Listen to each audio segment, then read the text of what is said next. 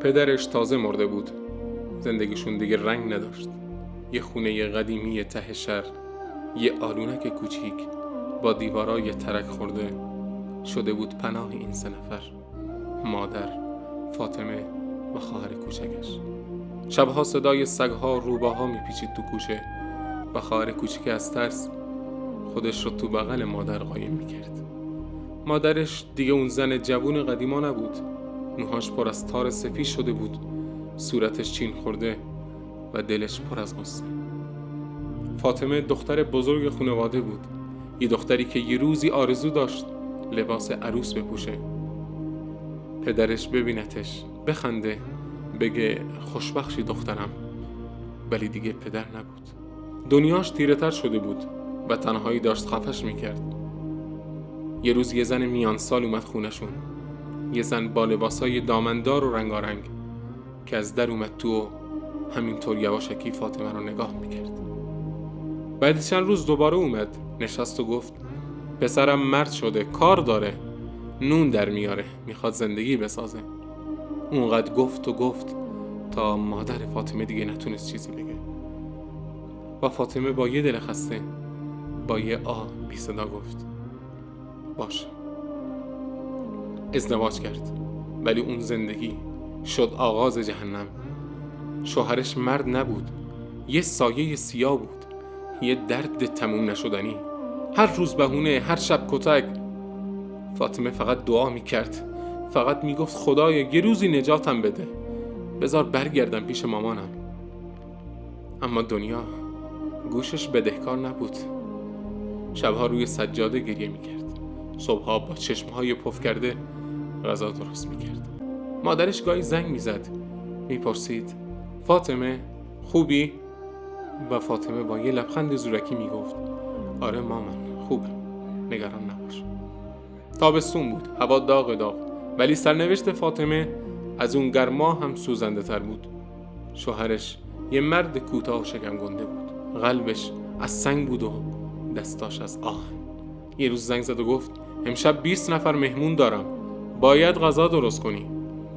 فاطمه از صبح پا شد، با اون تن خسته و دل شکسته شروع کرد به پختن. بوی برنج و گوشت پیچید تو خونه، یه عطر دلانگیز انگار دل خودش رو تو قابلمه ریخته بود. مهمونا اومدن، غذا خوردن، خندیدن، رفتن، ولی فاطمه حتی یه قاشق هم نخورد. آخر شب خسته و گرسنه تکیه داد به دیوار و خوابش برد. اما صداش زد فاطمه غذا کنار گذاشتی؟ فاطمه با صدای خسته گفت همه خوردن، خودت همسر سفره بودی دیگه. مرد اخم کرد، چیزی نگفت، ولی چشماش پر از خشم بود. همسایه‌شون یه پیرزن تنها بود، اون خوب میدونست فاطمه چی میکشه. بارها صدای گریه‌شون رو شنیده بود، اما هیچ کاری از دستش بر نمی اومد. اون شب مرد دوباره به خونه اومد، کابل ضخیمی برداشت، دلاش کرد و بدون حرف شروع کرد به زدن. فاطمه حتی رمق نداشت جیغ بزنه، فقط چشماشو بست، گفت خدایا من خستم، تمومش کن. خون از صورتش میچکید، لباس سفیدش، دامن چیندارش پر از خون شده بود. همون لباسی که برای مهمونی‌ها پوشیده بود حالا سرخ بود. افتاد زمین، نفساش برید، زیر لب فقط گفت الله. مرد بی وجدان فکر کرد مرده، کشیدش تا حیاط، انداختش تو حموم، درو بست.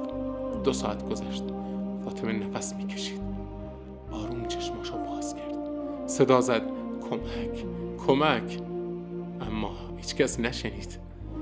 قفل در باز شد، خوشحال شد، فکر کرد نجات پیدا کرده، اما شوهرش بود. 1 گالون بنزین دستش بود، اومد بدون نگاه کردن گالون رو خالی کرد رو سر فاطمه فکر کرد آب ریختن روش، لبخند زد، ولی اون لبخند آخرین لبخندش بود. مرد از پنجره کوچک بالای حموم فندک و انداخت پایین و آتیش شعله کشید. فاطمه سوخت، فریاد زد، اما صدایی نرسید.